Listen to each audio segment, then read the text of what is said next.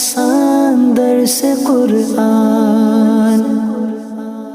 نحمده ونصلي ونسلم على رسوله الكريم اما بعد فاعوذ بالله من الشيطان الرجيم بسم الله الرحمن الرحيم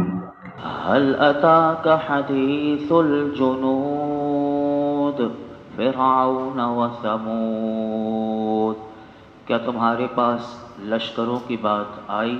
فرعون اور سمود؟ اللہ رب العالمین نے ارشاد فرمایا اے میرے حبیب صلی اللہ تعالی علیہ وسلم، سرکش اور بغاوت کا علم بلند کرنے والے صرف یہی لوگ نہیں، ان سے پہلے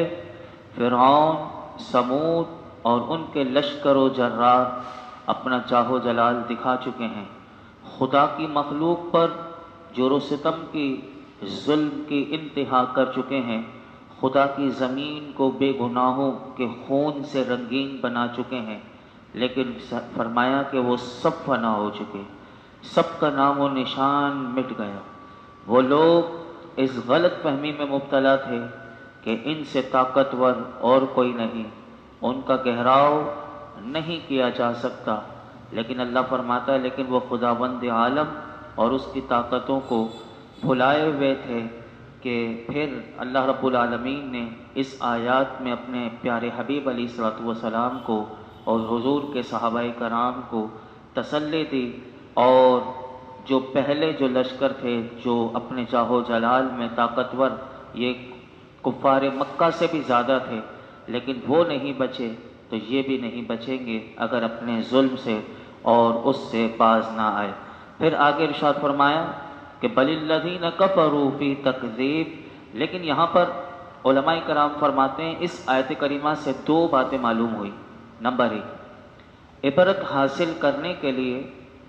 کافروں کے عذاب سے متعلق سچی تاریخیں، خبریں وغیرہ معلوم کرنا یہ جائز اور ثواب کا کام ہے، جیسے کہ اللہ نے فرمایا کیا تمہارے پاس لشکروں کی بات آئی،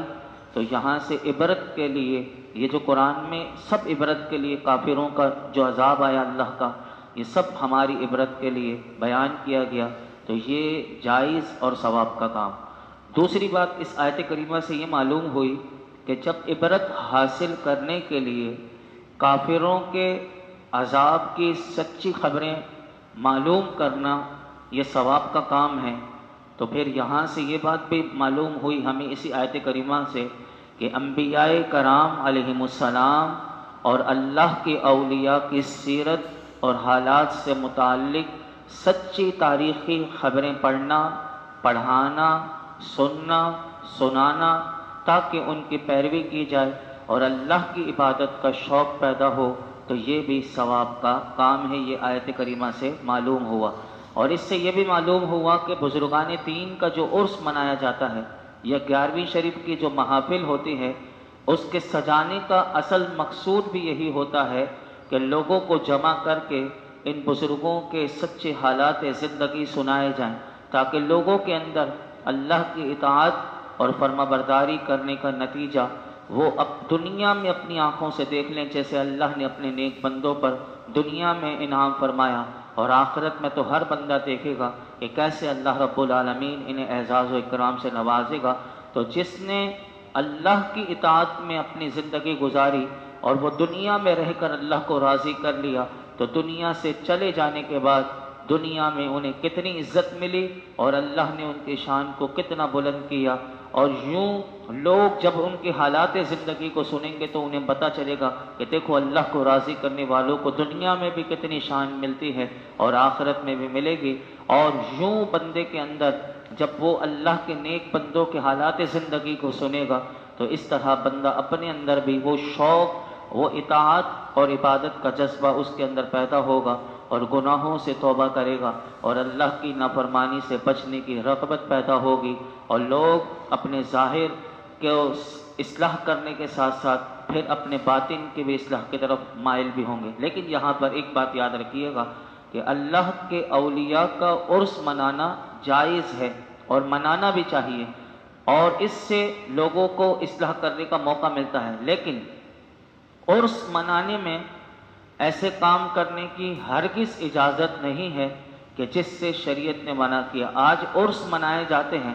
لیکن عرس منانے کے موقع پر جیسے ڈھول دھمال ہوتی ہے، جیسے دھمال کے ساتھ وہ جو چادریں لے جائی جا رہی ہیں، اور مزارات پر وہ جو گانے بجانے کے آلات، اور اسی طرح قوالی گانے بجانے کے وہ آلات کے ساتھ قوالی کرنا، آتش بازی کرنا، عورتوں کا جمع ہونا مردوں کے ساتھ، مخلوق اجتماع، اور اسی طرح اور ایسے بھی لوگ ہیں کہ جو عورتیں ڈانس وغیرہ بھی مزارات پہ کہ وہ حاضری کے نام پر کہ انہیں حاضری آئی ہوئی ہے لیکن وہ ڈانس کر رہی ہوتی ہیں۔ اس طرح کی دیگر تمام چیزیں جو شریعت نے منع کی ہیں وہ اولیاء کے عرس میں بھی وہ منع ہیں۔ اگر کوئی کرتا ہے تو وہ خود اس فعل کا جواب دہ ہے، لیکن شریعت اس بات کی اجازت نہیں دیتی۔ اولیاء کا عرس منانے میں جس طرح میں نے شروع میں آپ کو بتا دیا کہ وہ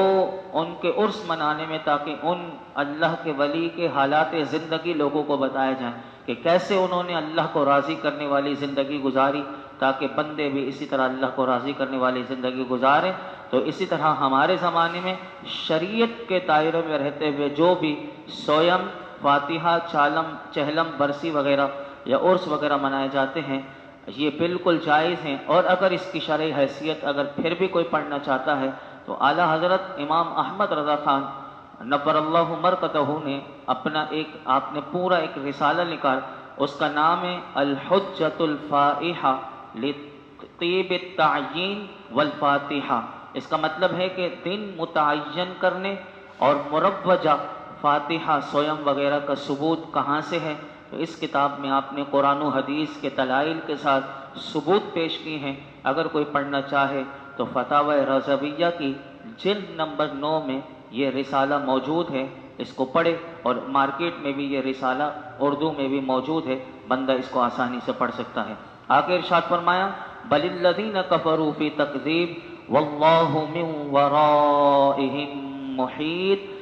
بلکہ کافر جھٹلانے میں لگے ہوئے ہیں اور اللہ ان کے پیچھے سے انہیں گھیرے ہوئے ہیں۔ اس آیت کریمہ میں، دونوں آیت کریمہ میں اللہ رب العالمین نے ارشاد فرمایا اے پیارے حبیب صلی اللہ علیہ وسلم، کفار کا جرم صرف یہ نہیں کہ انہوں نے سابقہ امتوں کے کفار کے حالات سن کر نصیحت حاصل نہ کی، بلکہ اللہ فرماتا ہے وہ اس کے ساتھ ساتھ اسی طرح آپ کو قرآن کو بھی جھٹلانے میں لگے ہوئے ہیں کہ جس طرح ان سے پہلی امتوں نے اپنے رسولوں کو اور ان پر نازل ہونے والی کتابوں کو جھٹلایا، اسی طرح یہ بھی وہی کر رہے ہیں۔ حالانکہ قرآن پاک اللہ تعالیٰ کی طرف سے ہے، نازل ہوا ہے، اور اس کا معاملہ بالکل واضح ہے، اور اس کا یہ وصف روشن اور قطعی دلیلوں سے ظاہر ہے، اور اللہ ان کافروں کو جانتا ہے، اور ان کافروں کا کوئی عمل اللہ رب العالمین سے چھپا ہوا نہیں ہے، اور اللہ تعالیٰ اس بات پر قادر ہے کہ کافروں پر ویسا ہی عذاب نازل کر دے جیسا کہ ان سے پہلے کافروں پر اللہ کا عذاب نازل کیا گیا۔ یہ اللہ نے اس بات دو ٹوک انداز میں بیان کر دی۔ آگے ارشاد فرمایا بل ہوا قرآن مجید فی لوح محفوظ، بلکہ وہ بہت بزرگی والا قرآن ہے لوح محفوظ میں۔ یہاں پر اللہ رب العالمین نے کافروں کا وہ جو گمان ہے اس کا رد کرتے ہوئے قرآن مجید کی عظمت اور اس کی شان کو بیان کیا کہ کافروں کا جو گمان ہے کہ قرآن کو یہ شعر و شاعری کی کتاب کہتے ہیں، یہ کہانت یعنی نجومیوں کی باتوں کی وہ کتاب کہتے ہیں، اللہ فرماتا ہے ایسا ہرگز نہیں، بلکہ یہ تو بہت بزرگی والا قرآن ہے اور اس کا مرتبہ اللہ کی نازل کردہ تمام کتابوں سے بڑا ہے۔ اور فرمایا کہ یہ قرآن مجید لوح محفوظ میں لکھا ہوا ہے۔ یاد رکھیے کہ قرآن کریم خود ایسا عظمت والا اللہ کا کلام ہے کہ جس پر غسل فرض ہو وہ اسے پاک کیے ہوئے بغیر قرآن کو اپنی زبان سے پڑھ بھی نہیں سکتا، یعنی جس پر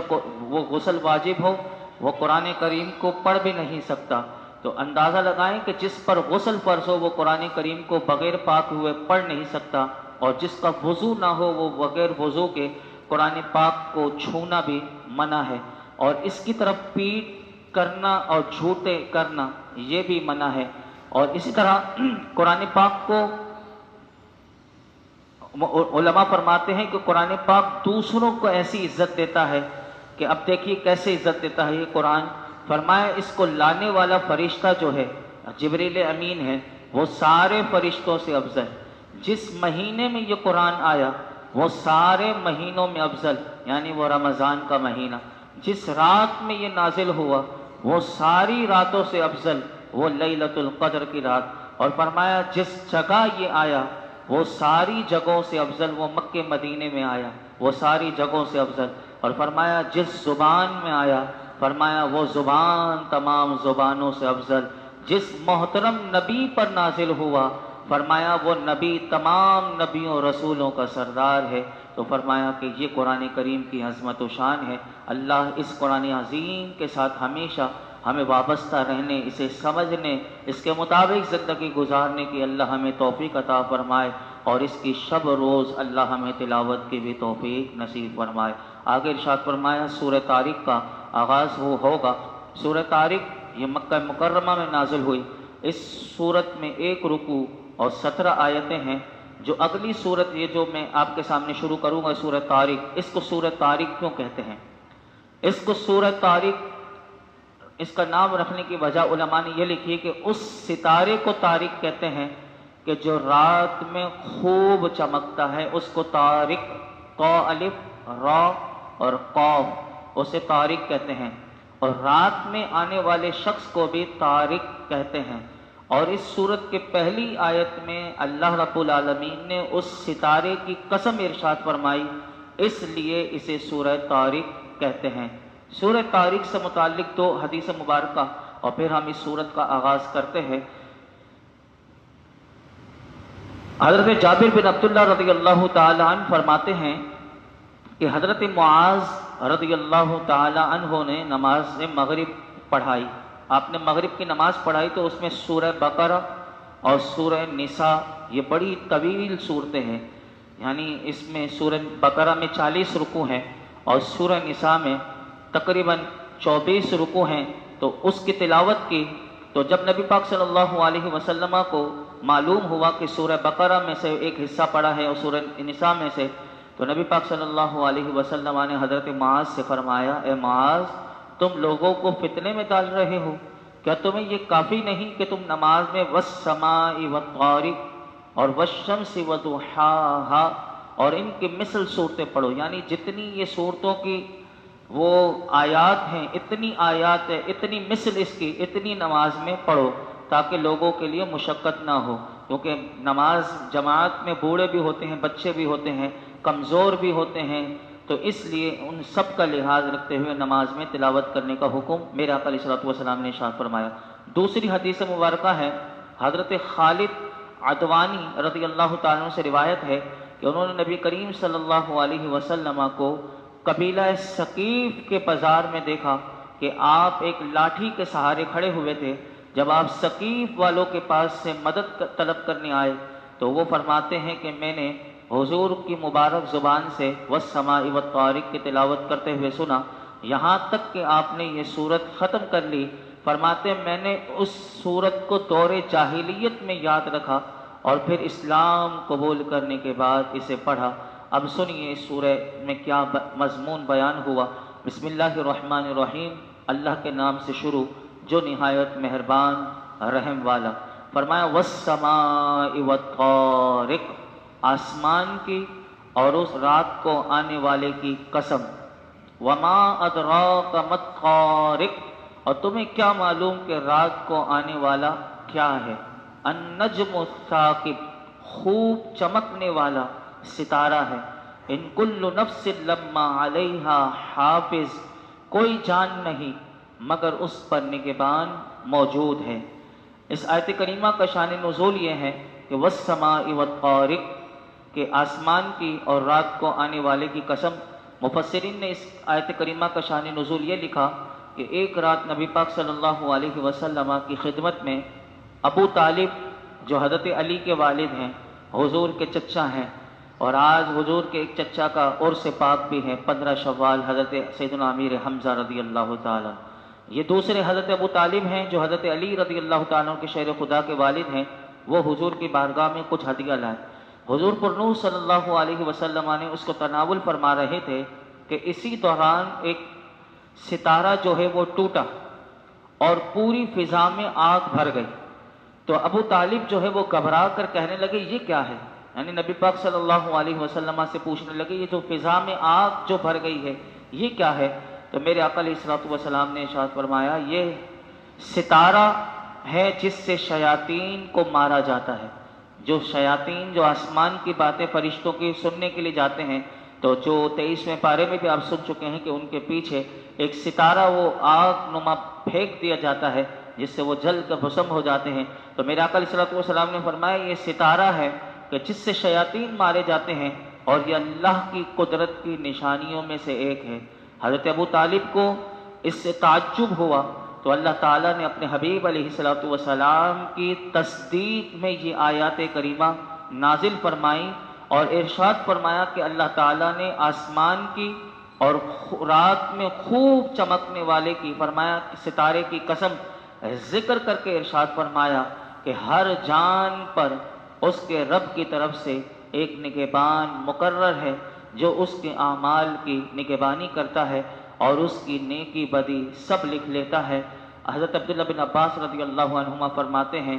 یہاں یہ قسم ارشاد فرمانے کے بعد نگہبان فرشتے جو اللہ تعالیٰ نے ارشاد فرمائے، تو اس سے دو باتیں معلوم ہوئی کہ اگرچہ رب تعالیٰ اس بات پر قادر ہے کہ خود سب کی حفاظت فرمائے، یہ اللہ تعالیٰ اس بات پر قادر ہے کہ جو اس کی مخلوق ہے ان سب کی حفاظت فرمائے، لیکن قانون اس کا یہ بنا ہوا ہے کہ یہ کام اس نے فرشتوں کے سپرد کر دیا کہ ہر جان کی حفاظت کے لیے فرشتے مقرر کیے۔ یہ دیکھیں یہ ہر بندے کو اللہ نے کیسی عزت دی ہوئی کہ اس کے ساتھ فرشتے نگہبان، جب تک موت نہیں لکھی ہوئی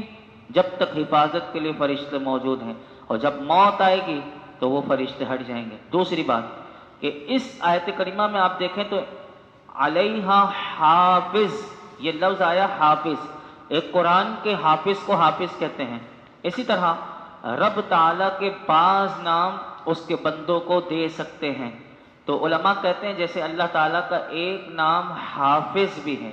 یعنی اللہ رب العالمین کے جو صفاتی نام ہیں اس میں سے ایک نام صفاتی حافظ بھی ہے، اور یہاں فرشتوں کو حافظ بتایا گیا، لہٰذا ہم یہ کہہ سکتے ہیں کہ اگر جیسے کہتے ہیں اللہ اور اس کے حبیب علیہ الصلوۃ والسلام ہمارے حافظ و ناصر ہیں، یہ کہنا بالکل جائز ہے۔ یہ قرآن کریم سے پتہ چلا کہ جیسے فرشتوں کو اللہ نے حافظ کہا، اگر کوئی یہ کہے کہ اللہ کے حبیب ہمارے حافظ و ناصر ہیں تو بالکل کہہ سکتے ہیں اللہ اور اس کے حبیب علیہ الصلوۃ والسلام ہمارے حافظ و ناصر ہیں، ہمارے نگہبان بھی ہیں اور ہمارے مددگار بھی ہیں۔ تو یہ بالکل یہ اس آیت کریمہ سے پتہ چلا۔ اللہ رب العالمین ہم سب کو قرآن حکیم کا نور اور اس کا فیضان نصیب فرمائے، اور مزید آگے اس صورت میں جو انسان کی پیدائش کو بیان کیا گیا کہ کیسے اللہ نے انسان کو پیدا کیا اور پھر بھی اس کے باوجود بھی وہ مرنے کے بعد دوبارہ اٹھائے جانے کا انکار کرتا ہے، اس پر مزید دلیلیں آگے دی گئیں۔ اللہ رب العالمین ہم سب کو ان حقیقت کو سمجھتے ہوئے اعمال صالحہ کی توفیق عطا فرمائے۔ الحمدللہ رب العالمین والصلاة والسلام علی سید الانبیاء والمرسلین وعلی آلہ واصحابہ اجمعین۔ یا اللہ پاک جو کچھ سنا اس میں کوئی غلطی کوتاہی ہو معاف فرما، اپنی بارگاہ میں قبول فرما۔ رب کریم ہمارے لیے سمجھنا سمجھانا،